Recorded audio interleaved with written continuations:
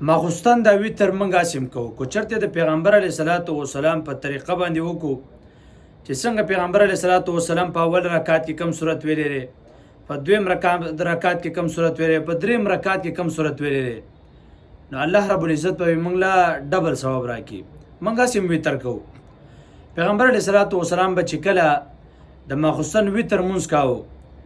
نو پیغمبر علیه الصلاۃ والسلام مبارک په اول رکعت کې سبح اسم ربک الاعلى لاول به دا صورت وي، په دویم رکعت به چې کله ودرېد نو پیغمبر علیه الصلاۃ والسلام په دویم رکعت کې قل یا ایها الکافرون دا صورت په وي، او په دریم رکعت کې چې کله په دریم رکعت ودرېد نو قل هو الله احد سورۃ الاخلاص دا به وي، به دعای قنوت وي. نو کو چرته مونږه سیم ویتر کو په دې طریقه باندې مونږه ویتر وکړو چې باوله رکعت کې سبح اسم ربک الاعلى، په دویم رکعت کې قل یا ایها الکافرون، او په دریم رکعت کې سورۃ الاخلاص وایو، نو الله به موږ له ډبل ثواب راکړي.